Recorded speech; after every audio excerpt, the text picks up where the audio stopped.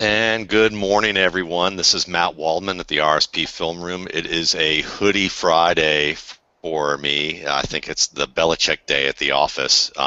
It's just been a late night and an early morning, so I got to get cleaned up for a corporate Christmas party for my wife tomorrow. So this is me out of my either in or out of my element. I don't know. It depends on what personality I put on today. So today we are having special guest Justis Mosqueda on with us, and Justis is just I mean, he does a variety of work, and I'm going to let him tell you guys about. But he's someone that I've been looking forward to having on the show for a while now, and he chose Vic Beasley as our um, as our focus today in the film room, who is the edge rusher, edge player for the Clemson Tigers. So, Eustace, welcome on. Tell us a little bit about, you know, the work that you do, where people can find you, and then also tell us a little bit about why you got interested in all this stuff.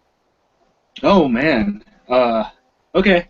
Currently, I guess the most stuff that I'm writing for, I mean, like 80% of what I'm doing, is featured columnist for the Green Bay Packers for Bleacher Report. I'm doing that. I covered them in draft season last year. Then they picked me up as a featured columnist in season this year. I've written for Draft Breakdown. It's where you're gonna see the videos. All those guys are great. Aaron Aloysius is actually the guy who pulled me in. He saw some videos that I cut when I was like a sophomore in high school of like Andrew Luck and Darren Thomas. And this was back when I remember when the YouTube channel for Mocking the Draft used to have the full cut-ups of games where it would just be like USC offense against Notre Dame defense. And I guess, Draft Breakdown was kind of trying to do that, but just with individual players. And, he saw my work and was like, okay, come on. So I think, like, the first thing I cut for him was, what was it? It must have been, 2 years ago? So it was the 2013 Shrine Game. I ended up cutting those videos for the site. So that's kind of how I got my foot in the door through, like, this internet stuff. I mean, I've been following the draft since probably like '06, but probably not in depth until 2010. And then it wasn't really until, probably the 2013 class where I kind of was like, oh, okay, I could probably do this. I always knew that I wanted to write about football. I just didn't know, kind of what lane I had. And then, the draft community just kind of accepted me in. I met a bunch of great people just networking and gotten some nice cosigns, including yours, apparently. So yeah, I've done stuff for Optimum Scouting too. We provide so we have a draft guide at the end of the season. We also provide Sporting News' content for the draft. I'm trying to think. I've written for Football Savages, Draft Mecca, RIP that site, RIP Eric Stoner. I think that's covering it all. I think that's There's a pretty probably good 13 gamut, more sites. don't you? Yeah, Yeah. yeah. I So, write for Overstock.com. All this stuff. so who have you? So how'd you get into? So let me just ask you. I mean, you told me off the air as we got on here that you're really an aligned guy. You really love the offensive line, defensive line. That's really your wheelhouse in terms of what you love to do. I know that you can cover pretty much every position, and you're very familiar with all of those, and you do a very good job of that. But tell us why line play is near and dear to your heart. Well, one thing is I played line throughout my Pee Wee, middle school, high school career. I played, I went to a pretty small school. What ends up happening is our high school was a 3A school, which is probably like, it's like the middle tier in Oregon. We jumped up to 6A in one season. So we ended up going from like playing, I think my town has 7,000 people, and we ended up going against like the giant private schools in Portland. So we'd play like Central Catholic and stuff. There's pass rushers now that like I played against in high school, like Omabio de Gazoa at UCLA. Like I blocked against him. Cole Ayerla, who came out last year, the tight end from Oregon at Hillsboro when he was playing Hillsboro. I mean, I was getting trucked all over that highlight film, man. You watch that highlight film, you see these HRV helmets, you see that Hood River Valley High School helmet just everywhere on this high school highlight film. I ended up playing center and I played defensive end, and in high school, and I mean for like our freshman year, like people, just kind of middle of nowhere Oregon, like people would be gone because they'd be like, oh yeah, we don't have a right tackle this week because he's hunting, like he's on hunting trip. so we're not gonna have him for like a week and a half. So like things like that would happen. I think one game we played with 13 kids, so Wow. it's just like everyone had to Wow. play on both sides of the ball. That was our freshman year when we had, it's a smaller team, but still. Tony Franklin, who's now the offensive coordinator at the University of California, he used to have this whole system where he would, send coaches out to high schools and they'd implement the same system that he was running at the time. I think his last job at the time of that, he was the offensive coordinator at Auburn. He ended up, a couple years ago, it got big at Louisiana Tech that, his center was doing the cadence and all sorts of stuff. And that's how we ran in high school. I mean, we had wristbands, and it would literally say what we were doing on that play, and it wouldn't say what the play was. But every single individual player on the offense had that. Or it's just like, yo, Trojan Red 42.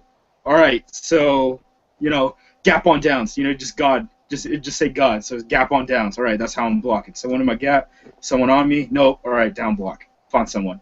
And I was doing the whole cadence and everything as the center and stuff like that. I guess you could call me an edge rusher. I mean, I wasn't good at anything, but I played.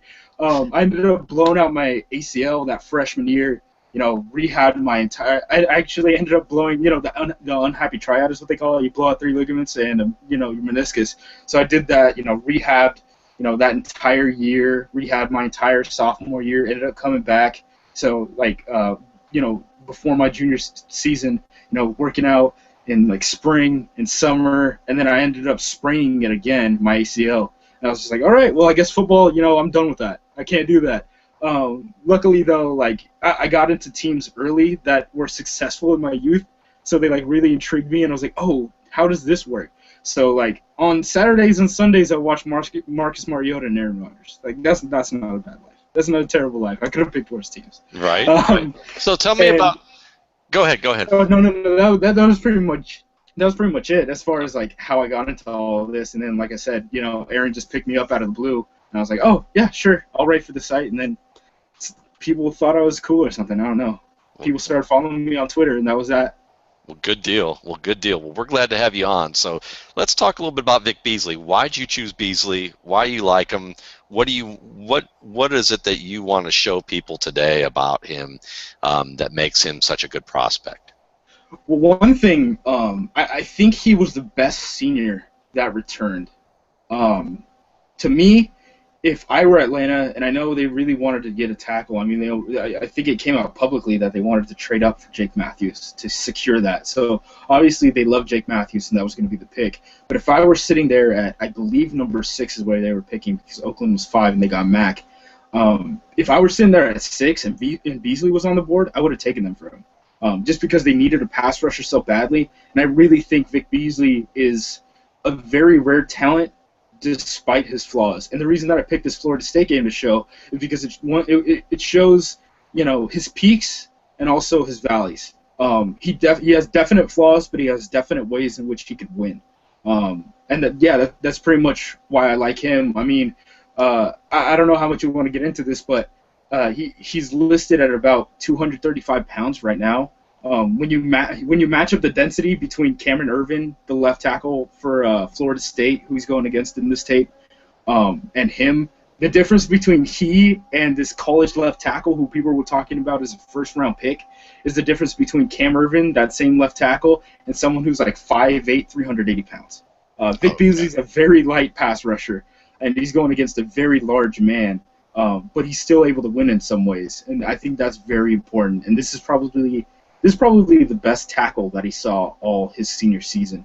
And I believe now he's the ACC leader in sacks for his career. And I mean, the ACC didn't have a bunch of slouches. I mean, they pumped out, Mario Williams. They pumped out, Robert Quinn, Chris Long. So it's not like the ACC hasn't had anyone who's put up sacks recently. Vic Beasley just shattered those records in about 2 years. He only played 2 years as a starter. Had 1 year as a reserve, and then spent an entire year on the bench, and then spent a year on the red shirt. So Justis, tell us about what do you look for in an edge rusher, and what are some of the things that that Beasley has that you feel like show up well on this tape? So really, I think edge rushers, you can break them down into 3 different spots, as long as you're talking about true edge rushers. You have the tech guys. So, these guys are kind of like the Alden Smiths, the guys who really know how to use their hands well. At the next level, you kind of start to see that even out. You see that at all positions, right, where you just get NFL coaching and just everyone gets better. You see this a lot on the offensive line. One thing you really need to pay attention to when you're looking at edge rushers is who's really lining it up against them. So, like, I watched a game of Henry Anderson. He's the defensive end. He's a 5-tech at Stanford against Oregon State. The problem is Oregon State basically has 4 dumpsters and All-American center playing on their offensive line, but that All-American center was hurt. So really it's 5 dumpsters in front of him. And I watched that game and I was like, damn, this guy looks like, he looked like Chris Long, J.J. Watt. And I was like, how is no one talking about this? Like, I looked up on NFL Draft Scout because they're usually pretty good about their rankings. And I was like, man, where's he ranked at? It's like 4th, 5th round. I was like, I ended up watching some more games. I'm like, oh, yeah, he gets stonewalled against these, teams with actual linemen. The jump from offensive line from the college level to the NFL level is probably the second biggest jump, only after quarterback. They're just NFL linemen. They know how to hold right. They know how they can get away with holding. Their technique is just so much better. These guys are refined. So that's one thing you need to watch out for. So you have the tech guys, then you have the bend guys. Those guys are, they're usually pretty quick. The speed of power guys and the benders are usually pretty much the same. So those guys are the guys that are just, what they talk about running the arc. And I think there's a couple plays where Vic Beasley does this in this game, where you just see him, almost at like 45-degree angle, where he's just like absolute leverage. He's able to get that leg drive still and just still pop underneath that offensive tackle and just get around and hit straight to the quarterback. And then you have the speed of power guys. So those guys, really what's important there is it's short area quickness and being able to translate that and use that to kind of push that guy back. Being able to translate speed to force. Really what you need for that is you need leverage, you need leg drive, and you need quick hands. Quick hands is going to be very important because if you can get inside, you can get your hands on the breastplate of that tackle, and you're just able to put them on skates if you got that leg drive and you got that leverage. I'd say those are about the 3 things that, the 3 categories of edge rushers that I'd place people in. I think Vic Beasley can probably do all 3 of those. He's probably less refined as a tech guy, but he's still pretty good. You'll see it. I don't know if it's in this game, but there's some times where you just see his hands flailing, and he wears gloves too, so it almost looks like Mickey Mouse gloves because I think they were like white. Right. So you just see like these just like white hands just fly around, and you just see him just batting hands all the time. Awesome. So this is what we're going to do. For those of you who are new to the film room, really what we do here is it's just 2 guys watching tape. We're going to rewind stuff. We're going to have the tape playing at half speed, sometimes quarter speed, sometimes full speed, just depending on whether or not we're both able to see what we need to see on a given play or a series of plays. And it's just going to be talking about technique, talking about concepts that revolve around the game.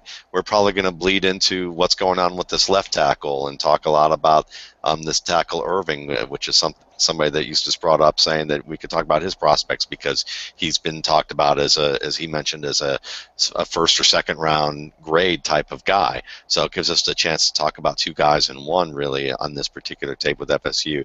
So I'm going to share this tape at this point and make sure that Justis, you can see it. And you let me know if we have any issues as we go on here. All right. How's that look for you? It looks fine to me. As long as it's paused. As long as it's paused, it's cool. All right. Cool. Well, let's give it a go. Okay. All right. I'm going to start off with this probably in halftime setting. Okay. Just half speed and see how that works for us. And let's get started. All right, so right there, they're taking advantage of him being a penetrator. When he leaves through that hole, this is clearly a designed thing at the beginning of the game. Coaches just kind of lay out plays to start the game to kind of like test the defense. Beasley is definitely a penetrator. you wouldn't say someone like Clay Matthews, but Clay Matthews kind of lacks that discipline too, where he's not trying to get ankle deep. He's just trying to blow back into the backfield as deep as possible. And here he doesn't have his pad level low enough. So you see O'Leary, the tight end, who some people are talking about as a top senior. Someone was saying in my mentions a couple minutes ago. Just take him out, almost on like a trap concept. And describe that concept to someone who's unfamiliar with that. So basically what you're doing is you're taking advantage of a penetrator. So you're letting that dude blow into the backfield, and once he gets that depth, you don't want to say you're ear-holing the guy, but you're definitely not blocking him straight up. You're letting him get deep into the backfield to almost take himself out of the play, and then, just to make sure that he's not going to do anything, you take someone from a different angle, and you just kind of chip him to make sure that, just that little bit more effort. To make sure that he's not going to get anywhere. Let him go where he wants to go, basically. Yeah. And then all right. So this is a good play of, if you rewind it a little bit more, sure. You're able to see his hands. So he's got a nice burst off the line of scrimmage, and he gets that inside hand, those inside hands on Irving, and you see he's got his pad level lower than him, and he does a good job of popping him back until that left guard. You'll see this a lot in this game. I mean, they definitely diagnosed Beasley as one of the top players on that defensive line, which is actually pretty talented. I think that's Josue Matias, the left guard, who some people are saying is like a second-round guard at this point. So you see, I don't know if you want to play this full speed, but to really see his burst, I mean, he does really well off the line of scrimmage. We see guys like Randy Gregory, who a lot of people are talking about as a potential #1 pick, and I like Gregory. But his biggest flaw is just that he doesn't get that jump off the line of scrimmage. As Ben Natan said, me and him were texting a couple days ago, and we were talking about how the two top defensive line players potentially in this class, Gregory and Leonard Williams, are pretty bad off the line of scrimmage. And he was saying, last one off the snap, first one in the backfield, and that's a pretty good way to describe them. Beasley is definitely the first guy off the snap on damn near every single one of these plays. Yeah, and even if we kept it in slow-mo, you can just see the depth that he has compared to his peers, even on this play, which is somewhat of an indication of that. And you can almost tell that he's just like he's in full control of his speed. The way he like kind of lifts his butt up a little bit in his stance, like he's just ready to pounce out of that thing. That's why a lot of people talk about him as a 3-4 outside linebacker, which is probably where he's going to have to play because he's only 235 pounds. And that's listed on NFL Draft Scout, and I believe they go on their junior day stuff. Yeah. So that's like semi-official. So you don't want that guy playing on the defensive line at least immediately at the NFL level. So you see him stand up a little bit, but when he gets his hand into the dirt, I mean on nickel downs and dime downs, third down, things like that. Long passing situations, you definitely want him with his hand in the dirt because he could just fly. Yeah. And you're seeing that it's very apparent even on this next play how quick he is. Right. Yeah, so that quickness off the line is definitely an asset of his, and we know that. And also just the accuracy of his hands, at least getting inside. We can see that he flashes some of that. Yeah, see his issue there, if you want to, are we in halftime right now? No, I'm in full, and I'll put it down to half at this point. Here we go. Cool. Yeah, it was just a little jittery, but I think I got the gist of it. So he's good off the line of scrimmage, good at his hand placement. He's reducing his surface area by giving him a shoulder. So you can see Irvin's base right now, how it's turned. He's not really trying to mirror him. He's just trying to ride him out to the left. So what Beasley's going to do, and this is a smart thing, I mean, if Irvin's going to cheat to the left, he's got to turn up on him. And when he's parallel, to the sideline, that's good. But the problem is, right here, when he tries to do that spin move, he's not doing it quick enough. Irvin's able to, see right there, Irvin's able to recover. And really the biggest issue is when you're doing a spin move, you really got to land that back arm, almost as a club to propel your motion past that tackle. Because the issue is, like, if you're just going to spin and you're not really doing any, like, if nothing's propelling you forward, you're just going to spin in place, and that's kind of what happens with him. I think we see a couple more snaps where he does a little bit better. But you see right there how his right hand, if you rewind that again, his right arm, really his elbow should be hitting, in full extension, should be hitting the back of Urban, and right now he's not doing anything. So he's Yeah, just it spinning should in be a place. blow. It's Yeah, almost this. There should. I think you bring up a really good point that a spin move is as much a power move as it is a finesse move, right. because it's a momentum generating power move, for a guy that would normally might be a finesse in a finesse position, which to me I think is the difference between saying someone's a finesse guy and a power guy, is because you can be a powerful guy and throw a spin move on somebody, but it's really about your angle. Are you in a position where you have to use finesse, or are you in a position where you have to use power? And a spin move may be by definition a finesse move, but it's a way of using finesse to generate more power or to throw a guy's leverage off. And like you said, this should be like a helicopter blade striking this guy and Right, slicing through him, but it's not. He's not able to do that. right. He doesn't land it. That's his biggest issue there. Up until then, I mean, that's a decent effort.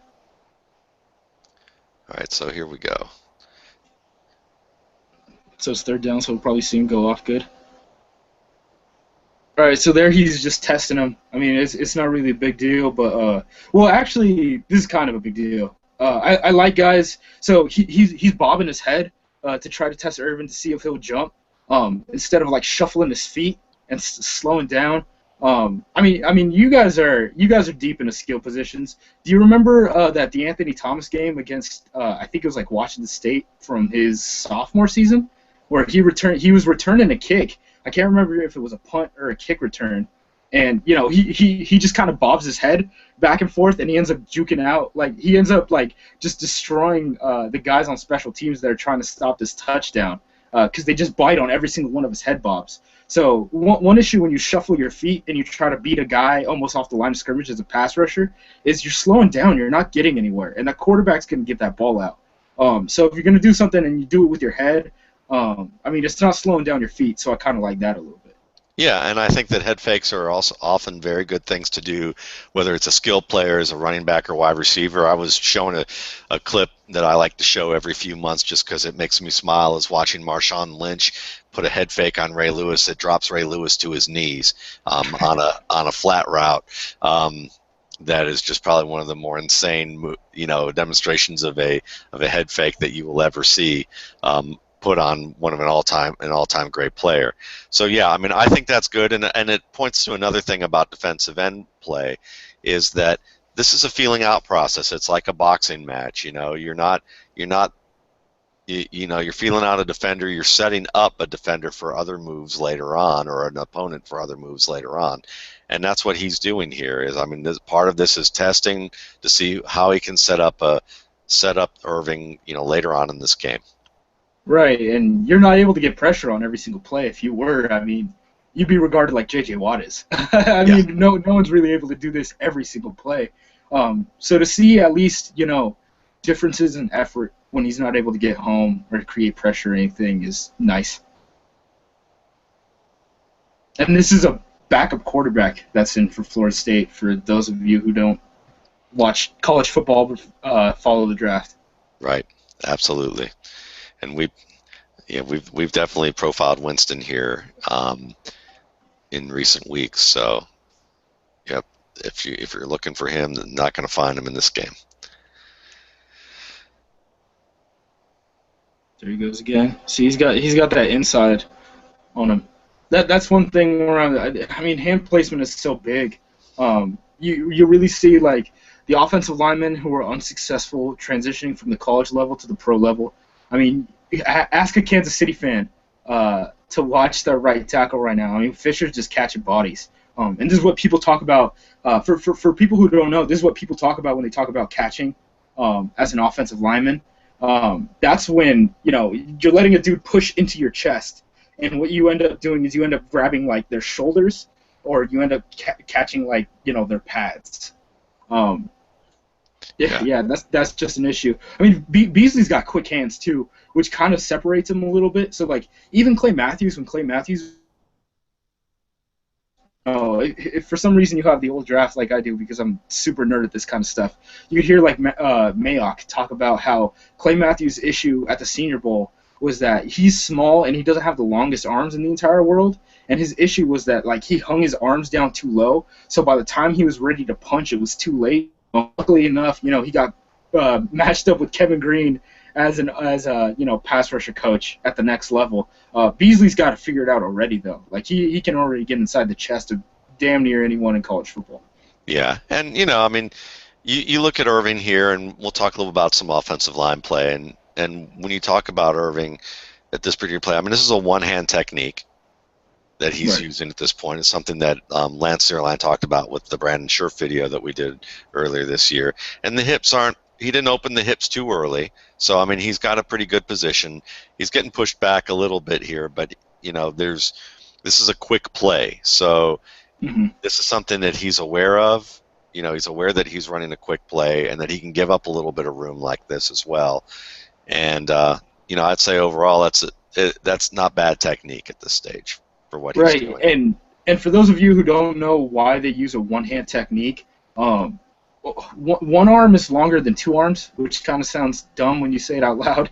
But just think of it as like an angle. You're able to extend more with one arm, and you're able to like lean and stuff. So I mean, he's getting beat by length earlier in this game already, and we're only 6 minutes into this game. Yeah. He's getting beat by Beasley's length and hand placement. So doing something to kind of like extend that distance between you and him isn't a bad idea. Yeah.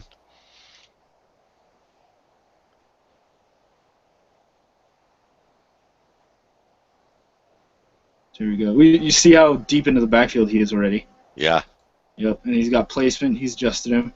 And he's getting pushed back fairly. Yeah. Oh, it's a screen. All right, yeah. That's why. They dropped dudes. Yeah, I remember seeing a couple of games. I was watching Jake Fisher, who's the left tackle at Oregon, and you see that every once in a while, and you're like, what the heck is he doing? And then you see the ball come out, and you're like, oh, screen. Yep. That makes sense. Yep. So, I mean. Yeah, just nothing you could do there. I mean, a lot of these are quick passes and things like that. That's what happens when you have a backup quarterback in. Yeah, and as someone who, I know you don't watch, as you mentioned, you don't watch running backs till March, but this is I actually enjoy watching Carlos Williams here, only because he is a good receiver out of the backfield, and there are a lot of people who have kind of jumped off the Carlos Williams bandwagon in this year, and just as a little side note, I've seen enough from Williams this year that I know that they have a back that they've been splitting time with him, Pender, I believe. But I still think that Williams is probably on par with some of the guys that have been drafted even last year who are getting chances to contribute in lineups and maybe even start. So we'll see how that's just another side note. I'm sure that I'll be talking about Williams down the line. There's also a Carlos Williams Marcus Dupree mashup on YouTube. Someone made it over the offseason. Someone was making that comparison. No Carlos kidding. Williams is the next. Yep, Marcus Dupree. That's interesting. That's interesting. All right, so you're able to see the extension there. I mean, he doesn't really get the leg drive that you'd want. He kind of bought a ticket there. He kind of gave up once he's right there. He's just playing too high. But you see the arm extension. I mean, you got to bend your knees better than that. He's probably like 4 inches shorter than Irvin. I mean, he shouldn't have had level like that. He says, how would you describe his overall effort as a player? And when I say that, I'm not attacking his effort like he doesn't try hard enough, but there are players who have that like motor. Like I always think of, I don't know if you remember him, but Kyle Vanden Bosch, the former Cardinal, Titan, and Lions defensive end, had the type of motor that he seemed to be going 100 miles an hour until the whistle was blown a second time. I'm just wondering if you see, how would you characterize Beasley's overall effort in the span of like guys who give the appropriate effort, but is he on that end of like that extreme end, or would you put him somewhere else? Yeah, I don't think I'd put him on the extreme end.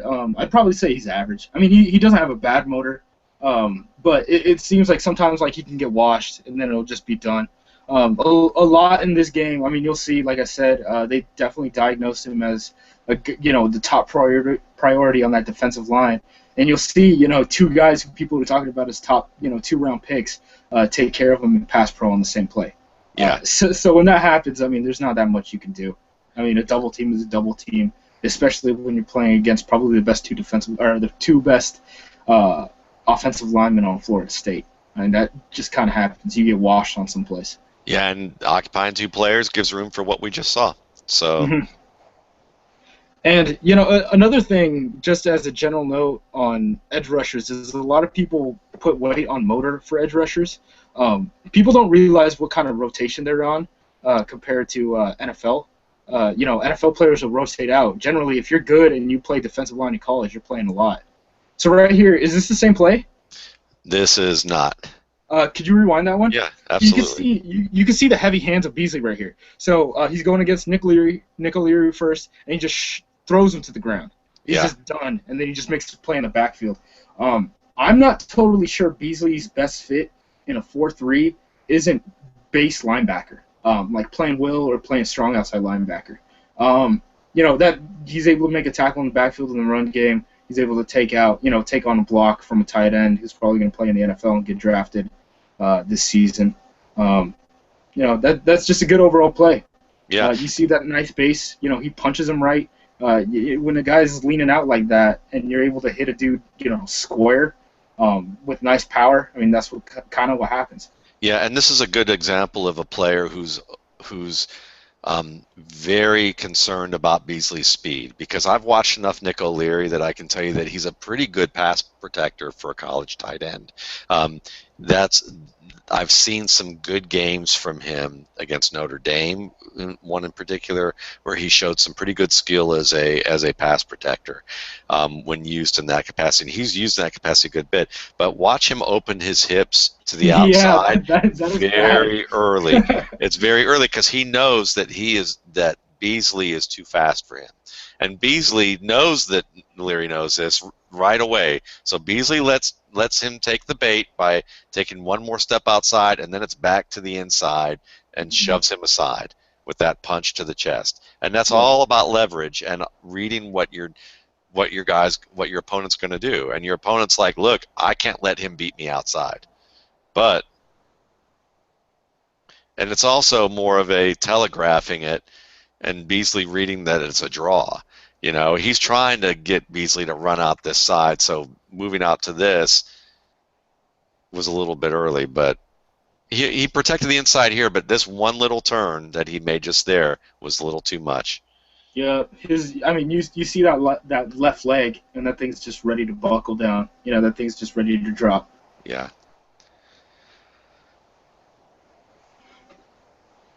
So this will be interesting to see, whether it was going to be a double team or a triple team, and who was going to double team.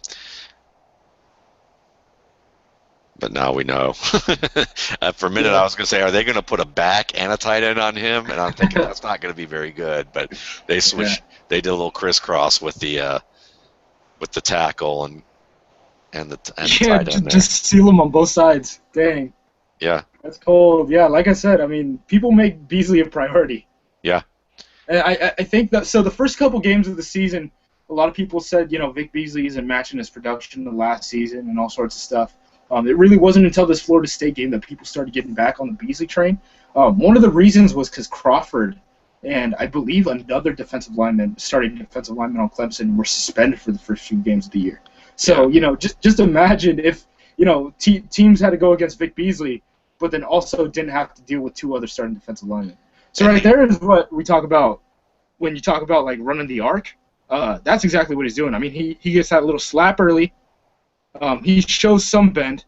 That's not a great bend, but he still shows some bend, and he's able to get to the quarterback. Yeah, this is a case where we have a player who didn't open the gate as soon as he should have, and you wonder if maybe it's because he thought he had O'Leary helping out on the outside here. Yeah, O'Leary's right behind him too. He may be scared to step on him. Because O'Leary's looking at this linebacker, it looks like, shooting through and going, I have to account for the inside rush now. And then I think you wonder if the tackle's thinking, I had help on the outside and was a little slow to react, or he just, in this play, which is easy to do, he underestimated the speed of Beasley enough. And Beasley, uses his hands well to rip underneath here. Hmm. Yeah, he's pretty good about that. One thing you worry about, I believe, I'm not sure if it actually happened in this game, but you see offensive linemen when they rip up. I mean, some offensive linemen will just like clamp onto it too, and sometimes it won't get called for holding. But if you use that rip, I mean, it's good technique, and that's how people teach you. But sometimes you got to shed yourself away from that.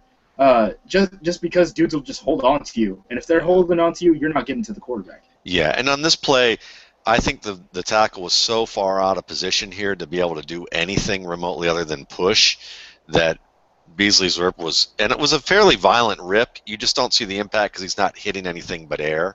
Yeah. But watch the force in which his arm goes up, or the speed it goes up in this halftime play, and you see that's a pretty violent rip. It's just nothing for him to touch.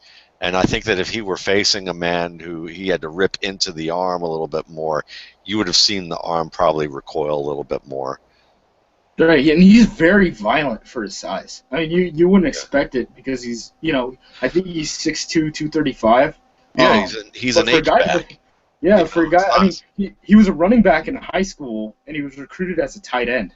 And he really didn't get a play until his redshirt sophomore year at all. Like, he didn't see the field. Yeah. So you see, he uses his hands to keep him away, but he beat him by athleticism. That could have been a line call issue too. So there are 4 starters outside of their center, all returned, and they're all seniors, and they're all NFL prospects. I believe their center now, as a rookie, and I think he was a late round pick too, is starting for the Patriots. So it's not like they had a bunch of scrubs up there. But now, they had it's a freshman center now, and he makes the call. So you have a freshman center and a backup quarterback. Those things can get messed up. Irving now currently is playing center for Florida State because I believe an injury to that center, and then they just decided, okay, our backup left tackle is better than our third string center. We better move Cam Irvin over. Yeah, and so, watching this play, again, when you talk about hands technique, to me, there's a lot of parallels between an edge rusher and a wide receiver when it comes to releases and having a variety of releases that you have to use your feet and your hands well and also be able to set up a defender. And sometimes you're going to see the vestiges of the technique in full display, but it's not executed fully because he doesn't have any contact to do it with. But you'll see the right arm. He's already gone through the motions of chopping down, where you saw the swat, even though there was no contact there, and then the rip. So swat down, rip up, and you see that this is ingrained in him, and this is something that you always want to see is, how ingrained is it that he's using these techniques? SWAT, rip. Right, that's generally how he wins when he's not just bull rushing a guy. When he's able to, when he's a little bit wider and he's able to run that arc, he's almost doing that every single play. Like I say, he's pretty good with his tech. His tech isn't really that bad. I mean, he's got to do some things better. I mean, you can't lose leverage when you're 6'2" and you're edge rusher and you weigh less than 140 pounds or less than 240 pounds. Now, this game isn't probably a fair one to assess that thus far, but I've seen some other tape of Beasley, and one thing that I do not like about him thus far is I don't think he's a great tackler. I think he's an okay tackler. Yeah. I think he's a wrap guy. He's not a hitter. He doesn't bring his weight through. I often feel like his angles to the ball carrier could be better, and that is a concern for me because I feel like that he has potential to miss a lot of tackles that he should make. But this is right off the cuff from what I see, and I'm really asking you whether or not my first impression is justified or whether it's something that I just haven't seen enough tape of him yet. No, I agree with you. Sometimes he plays too high. Like I said, when he was coming through that hole, when he was penetrating on the very first play, that kind of is an example of him playing a little bit high. He likes to tackle dudes high. I mean, he just tries to sometimes you'll just see him he'll just try to grab someone's shoulder pads and just be like, oh, I got him. Like it's the Right. weirdest thing. It's like he's almost like a dog chasing a car, right? Like once you catch the car, what are you supposed to do with it? Yeah. That's kind of his issue. It's like he'll get in the backfield, but then Yeah, he'll it's be like flag. It's almost like flag football. I got the flag. No, you're supposed yeah, to hit him. You know, yeah, like here's a good example of here's some running the arc and some bend. Now you would have he would have needed to get a little bit lower and outside. yeah. But That's what I would have said. Is you got to keep that leg drive going. He folded up once Irvin was just able to like lay on him. You got to push that force right back into him. That's when you need that 45-degree angle when you're getting outweighed by what like 70, 80 pounds. yeah, You need to push that right back through his torso. yeah, and I'm going to freeze the point where I think where it he should have leaned about right here. This next step, I think he needs to be leaning a little bit harder inside so he can get outside, and Yeah, you can right see it there you see falter. him. Yeah, you see him like lining up almost exactly with him, and that's an issue because there's weight and he's on top of you, and you don't win that battle very often. No. All right, so we're going to see it one more time in this.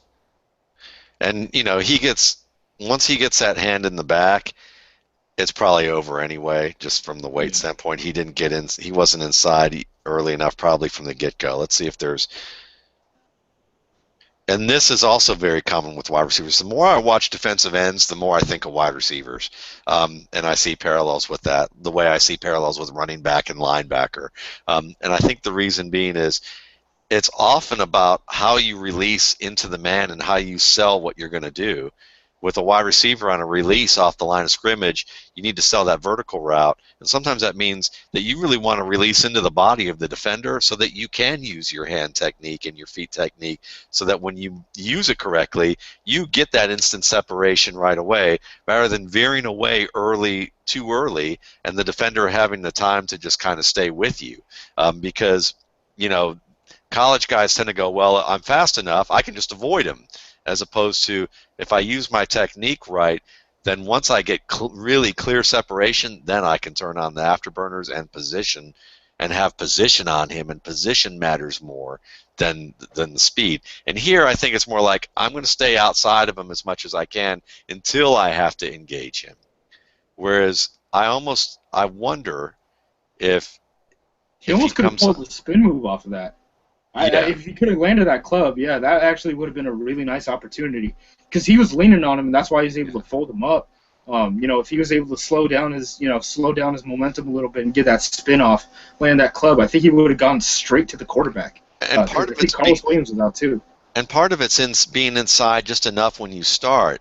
Hmm. Because, right, if you're inside a little bit more with this defender, he doesn't have to move as much to compensate, but you can also set him up a little bit better and get under. I don't know. It's difficult to say. On this play, I Yeah. honestly think it was size over, kind of size over Beasley, and that was the winner with it. And we're nitpicking. I'm nitpicking particularly this particular one to death, but it was fun to see whether or not, that's part of watching film, is to say, well, let's project this a little bit more. What if he was in a different position? Could he have done something a little bit better there, or is that just kind of a futile mind game that you're playing on yourself with this? I would say I went down a dead end, but it was fun to explore until I saw the wall.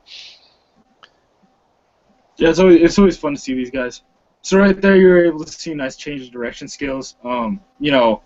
The outside linebackers aren't going to spend so much time in coverage, but if he's going to play base linebacker in a 4-3, like at least that he's able to burst in and out like that. Yeah. You don't really see that with edge rushers that often.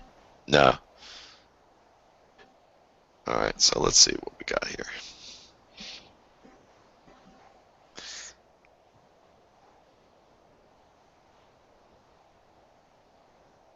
Nice burst off line of scrimmage, swats hands, turn, running the arc, and he's just gone. He just left him. He Yeah. left his tackle, in the dust.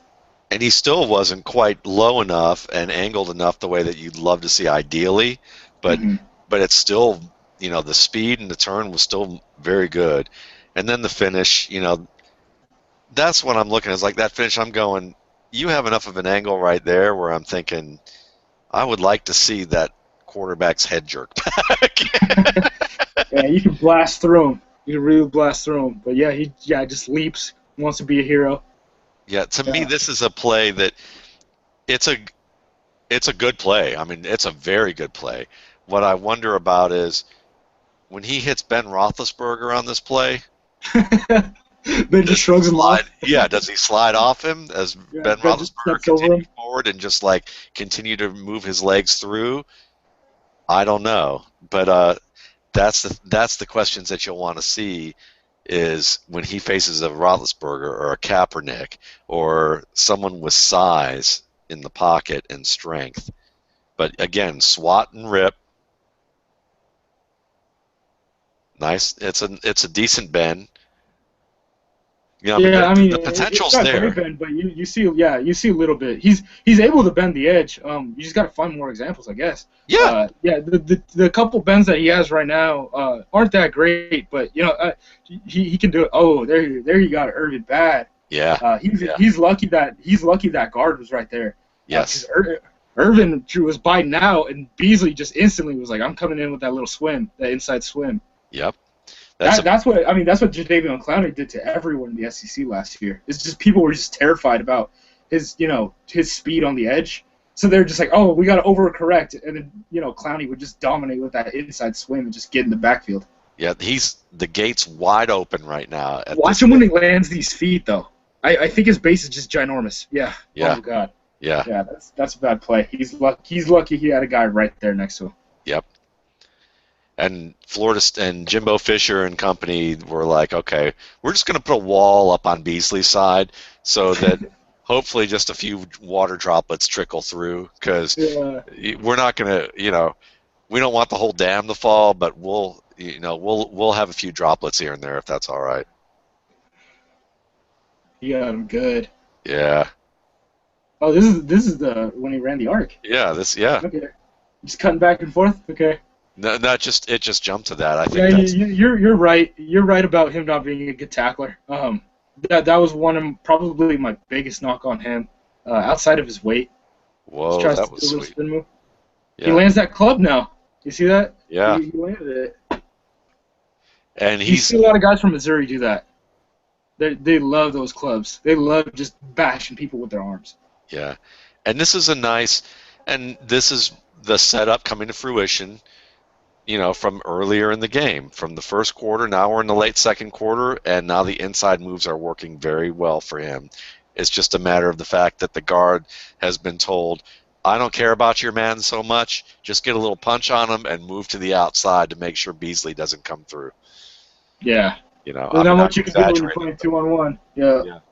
Yeah. And actually, when you were talking about guys, positions that kind of play like other positions, offensive line and corner is kind of the same to me, or at least tackle. Yeah. In the oddest way possible, where you're comparing guys, like Ifo Ekpeolumu to, Joe Thomas. Yeah, but it makes total sense because you have to have a short memory, and you're under pressure, and you're on an island alone with some of the best athletes on the field. Mm-hmm. So right there, he's able to get his hands on him. He doesn't do that much on him, but hand placement. That's a huge thing for me. You can't be out here catching bodies. If you're doing it at the college level against college tackles, you got really good hand placement. I mean, he's just shoving that shoulder pad up. But I mean, if you're catching bodies at the college level, when you go to the NFL, you're just gonna get eaten alive. Yeah. You're going to get bowled into the backfield. Yeah, you just destroyed consistently. NFL play a lot better than college football. I don't think people really stress enough. Like college football is kind of fun because it's dumb and there's a lot of mistakes. NFL, like generally, there's not a lot of mistakes at all. Like people are doing what they're supposed to be doing. Because if things get messed up, like the athletes are just so ridiculous that like people are able to overcome good assignments. Yeah, I mean, really, you can look at it from an almost mathematical, process-oriented standpoint. When people talk, if you were in a manufacturing operation and people talk about we need to be efficient and productive and we need to reduce errors, oftentimes people in manufacturing facilities measure in errors per million. okay? And for them, they're a good being at a certain standard of being like world-class standard for a company. You need to be at like 99.99% error free, which basically means you're talking about like errors per million. You're looking at 10 or 100 or 1,000 errors per million. That's not many errors. You're really, when you start to going from 99.9 to 99.99, then you're jumping from 1,000 down to 100.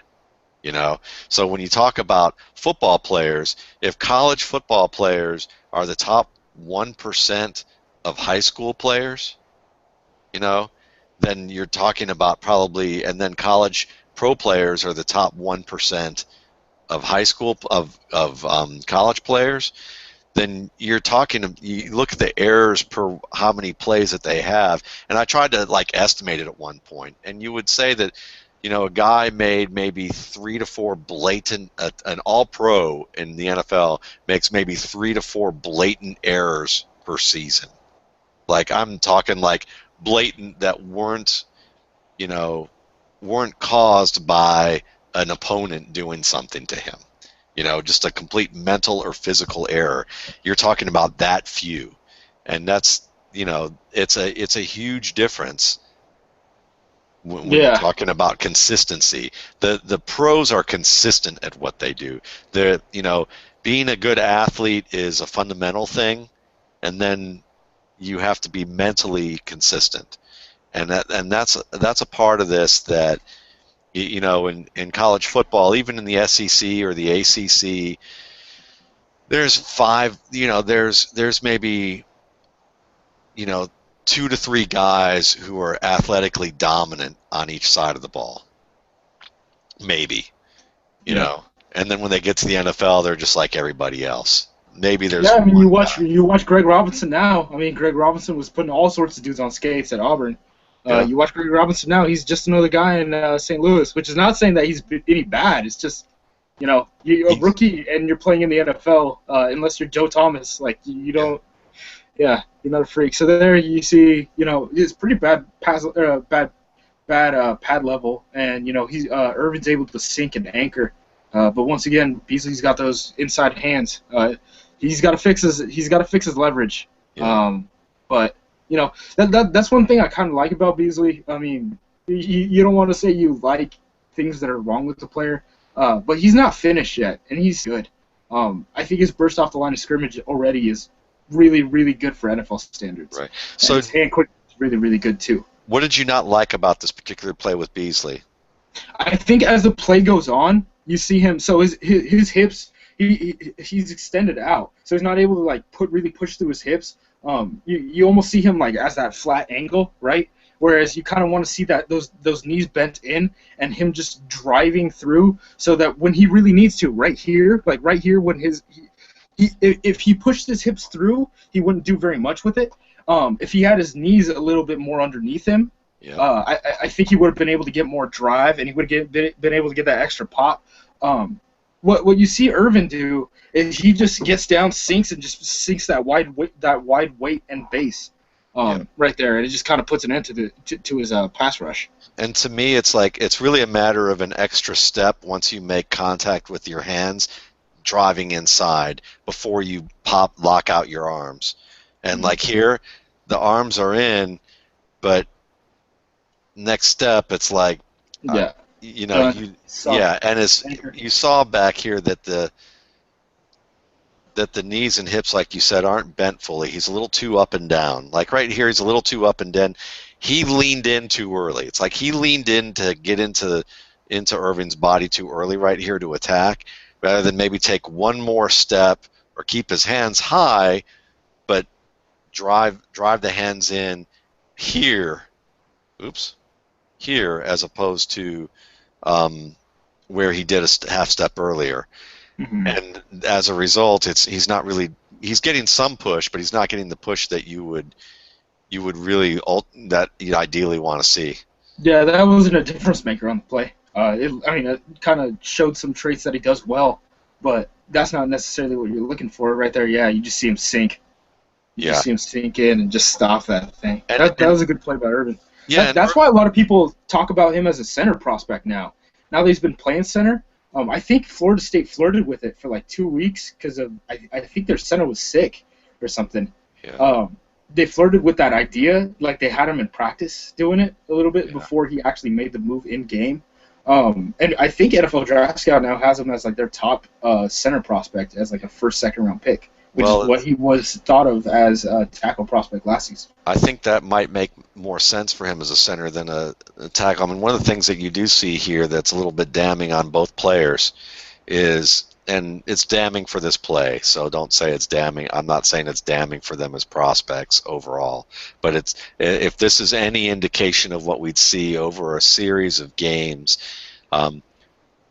here's on Irving's end, his feet are never set, his stance is too wide, he's not really delivering a punch. He's, like you said, he's catching a body, and his feet aren't really in a position, so he's getting driven back by a 235-pound guy who is explosive, and explosiveness can catch you off balance, but he's still able to, he's still able to stop a guy here who's Yeah, Beasley had him off the jump.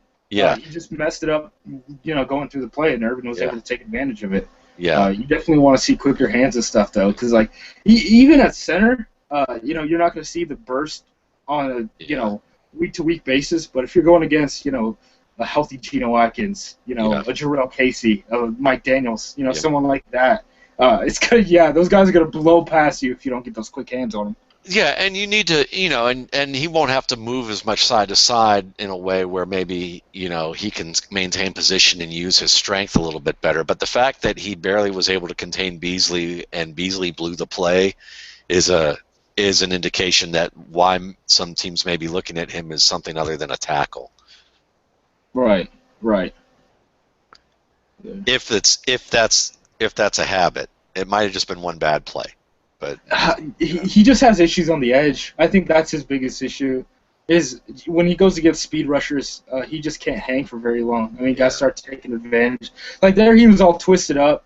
Beasley probably could have ran a little swim move on him when he was all turned. Yeah. But yeah, he was all twisted up on that play, just selling out on that speed, and Beasley wasn't even going full force, trying to hit that outside. See, like, right there, like. Oh, no, that's the other play. Never mind. My bad. Yeah. No, this is the play right here. We'll show it again. Okay. Here it comes. See, so he waits, and then he's just, like, completely turned. He's following that momentum right there. I think this is where the swim could have happened, yeah. Yeah, I think that's where he could have done it. See, he was able to extend, things like that. I think if he would have timed that right, he could have had that little swim. Yeah. Yeah, okay. This one, I was going to skip this play, so we're good there. This was just more of him taking on the back at this point. Here's the next play. He seems to at the edge. That's good. Yep, discipline. Yeah, I mean, there's not very many run cuts in this. But that's nice to see him do that. We're going to see, I believe it's the last play of this game where we see Beasley do something that isn't so great as far as run goes. Okay. See, and there's what I'm talking about. Almost the same thing with that. So with that rip where a guy will just grab your arm while you're trying to make that move. Right here when he spins, Irvin just clamps on. Yep. He just clamps onto that arm, and then Josue Matias just comes in and helps him out. Yeah, and it's hard to grade that. It's hard to grade, how well the spin move is on, the couple three, because I think we've seen him 3 times, right? So he landed one, he missed one completely and spun in the air, and then the other one he got held. Yeah. So you need to see more consistency. And he misses the shot with the left arm. Watch him kind of slide through the shoulder. He doesn't really get the impact he wants with this initial strike.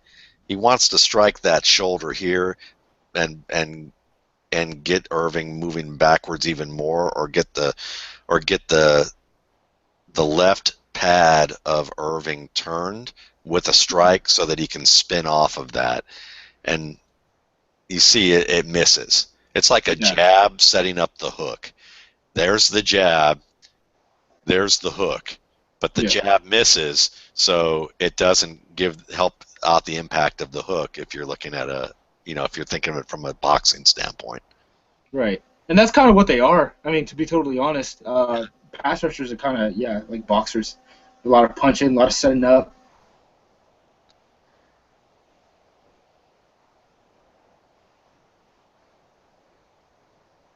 All right, so we're going to see him stand up a little bit.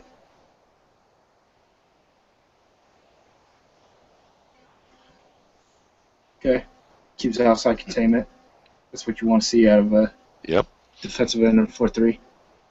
So yeah, not looking bad in the run game so far. I mean, when you put a big body straight on him, he could have issues. But the 2 times, I mean, they had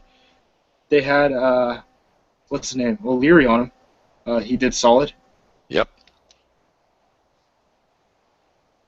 Boom. Is that number 2? That kid's gonna be really good, actually. That's kind of a little side note. But number 2, yeah, he's a freshman. He's probably gonna be a first-round pick whenever he comes out. Interesting. Yeah, he's amazing. Have to keep an eye on him. So he got a little extension. Yeah, he lost that one too. Yeah. He just fully extended and it was like, oh, what do I have left? Nothing. Yeah, so what is it that teams will have to do? We're watching Beasley. We've seen enough of him at this stage, I think, to be able to say, look, he's quick as all get out. Mm-hmm. He's got moves. He's got a couple of good moves with he's got the spin move. He can use he can go inside. He can go outside. He can run the arc. He's got potential in all these areas, but he has a lot of refinement left to do for him to be able to execute these types of plays at the NFL level. Now, it's not just a matter of, we all know the convenient thing for us to say is, well, he just needs to learn this, get a good coach, and he'll be good to go.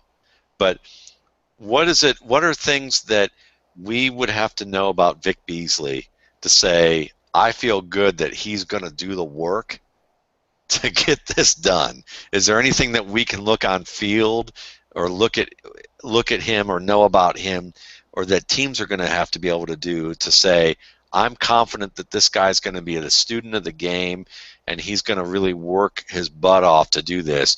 Or is he going to be a guy like Andre Branch, who we had to light a fire under at Jacksonville a little bit to get him going, and it still isn't quite where we expected him to be? Yeah, I think you have to use him right in certain situations. And, I mean, I haven't heard anything about, as far as the character concerned or anything. I think his father's like a pastor.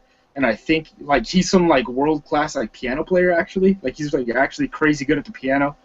He seems like a fairly dedicated dude. I think he was academic all ACC, and there's a bunch of good academic schools in the ACC. They recruit nice student athletes. Sure.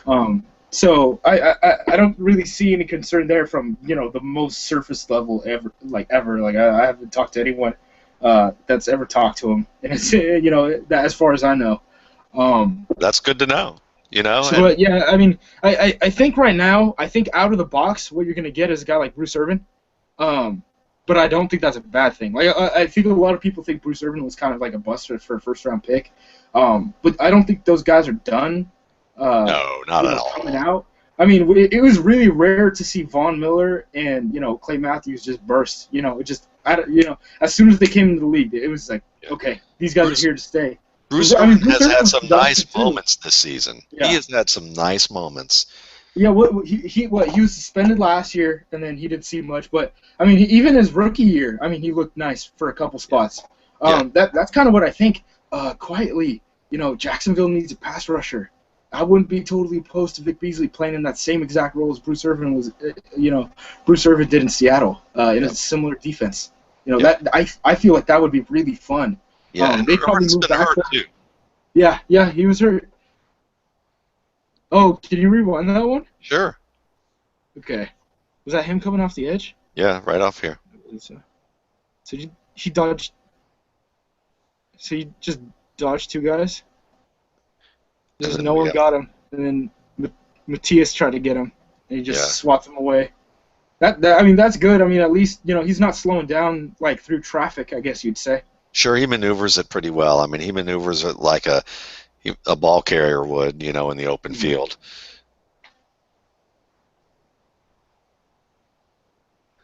Yeah, so some people are talking about him. For a while, people were saying, he's not going to be a first-round pick because of his early season performance. But once those other Clemson guys came in, and after he had this game, I think people pretty much accepted. Oh yeah, he's still got that crazy burst, and he's still able to beat, uh, all ACC talents.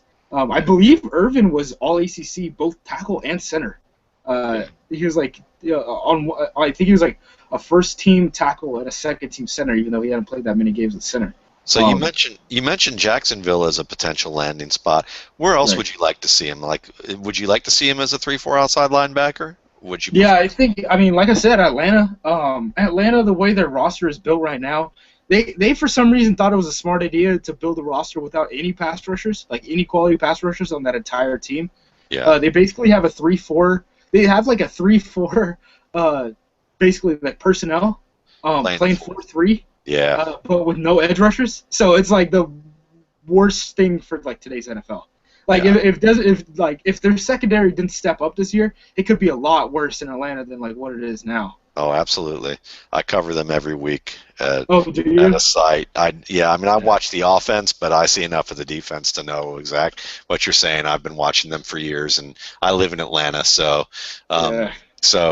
you see, I know exactly what you're saying, and it's absolutely right. I think they hope that they could get something out of Human Yora. Um, you know, Yeah, and he's retiring now, right? yeah, He's retiring after this season. they've been going after veterans for the past few years during the Mike Smith era. Let's get a veteran pass rush end and hope he can breathe some life into the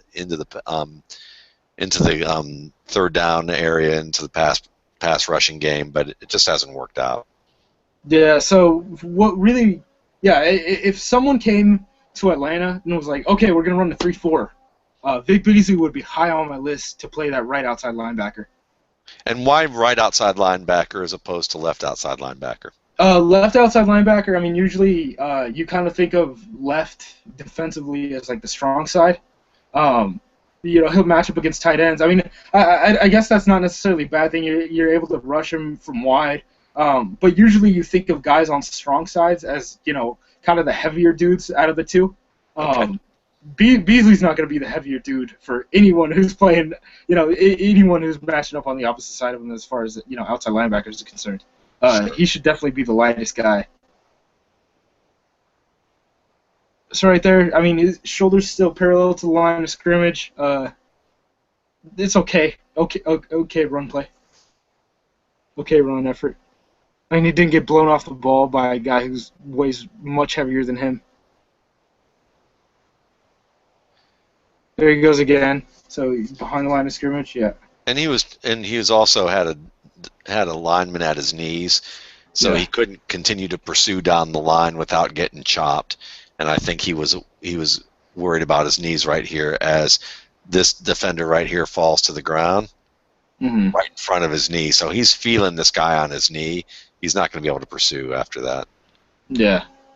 That's a nice hole. That's a nice hole by Florida State. Yep. Like I said, they probably have now that they took out that freshman center and they have that dude playing left tackle. He actually looks pretty decent. They probably have 5 NFL players now on that offensive line playing. Yeah. And I think that Williams, just as a side point, Williams I think is a fairly decent open field player for a powerful guy. He has a good first move to make a man miss in kind of a Mendenhall, Charles Sims, DeMarco Murray sort of way. If I'm going to give a range of players that fit his physical build and his running style, not his talent, but running style, he's kind of in that build of a high pad type of guy, higher pad level. Hips aren't fully bent in a way that you normally want to see, but he still seems to have agility and speed and quickness, and the ability to bounce some plays or cut back. And they're all good receivers. So just a little bit on Carlos Williams here. So he waits there. I mean, that's discipline too. He could have cut inside and then running back could have just bounced out and got a bunch of yardage, but he just took on that block and kept outside containment. That's really all you're trying to see with, you know, a defensive lineman who's this small. Just keep outside containment. Don't get blown off. You know, keep your shoulders square to the line of scrimmage. Yeah, I mean, my so far I would say I'm looking forward to watching more tape on Beasley. So far, the only thing I really dislike is his what I really dislike is his tackling. Like that's the one thing that I worry about with him. But I'm right there with you. His burst is very exciting. He seems like a smart cat. Except for right there when he bit in. Yeah. He shuffles down the line of scrimmage, you know, trying to keep that outside arm free, and then he just takes in, and he's just on the inside of that. What is it? The fullback that's kicking him out. Yep. And then it's just running back, just daylight. Yep. Yep. Done. Game over. And that really isn't even. Time. And that isn't even really anything that Williams did that was special. And I like Williams, but let's watch it from this angle one more time. Williams does press a little bit, but he's already kind of like, you can tell he's already kind of stuttering. Yeah. And here's where he cut. You see the cutback coming, and Beasley is in position at this point to stay on the outside shoulder. And he just crashes in. Like I said, I mean that's why they were running that trap play like at the beginning of the game. That's why I kind of compared him compared his, you know, I guess you'd say like discipline, penetration discipline, to like Clay Matthews, because Clay Matthews would just blow through a play sometimes, and he'll just be like, "Where did he go? Where'd the ball carrier go?" And he has help. Not in the backfield. I don't know if he knows he has help or not. I would think he should know that he's got a linebacker inside or a defender or safety here.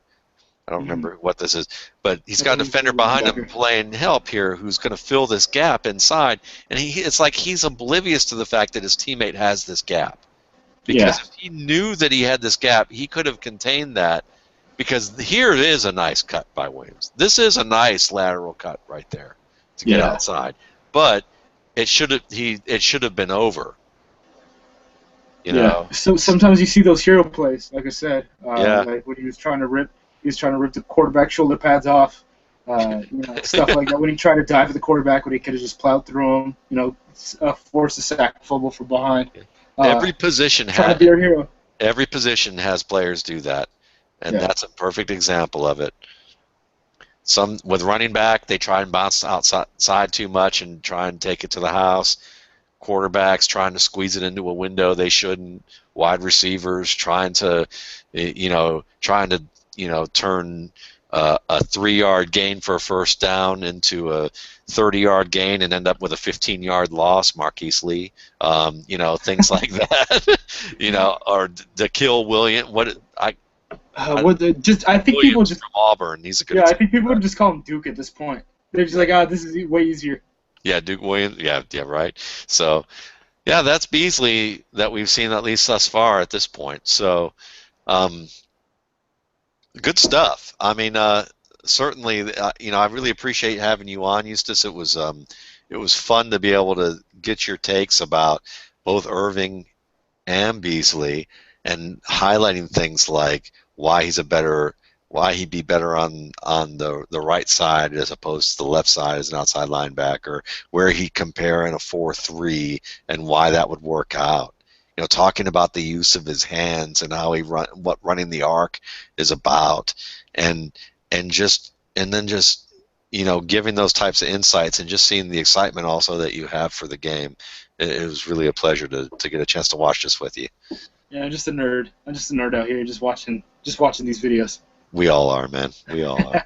It was nice having me. I mean, it looks like you have some repeat visitors. I mean, if you ever want to, we could do it. I mean, I won't be hitting these skill guys for a while. If you want to talk about these trenches or these quarterbacks, I'll be here. We will do it again for sure, and I will definitely have repeat guys on. I'm trying to get on as many different folks as I can early on with this show and have a few repeat go-to guys just mainly from a scheduling standpoint that I know that I'm not imposing too much on, but we'll definitely have you on again. It was a lot of fun. All right. Awesome. All Thanks right. again. Hey, thank you. Take care.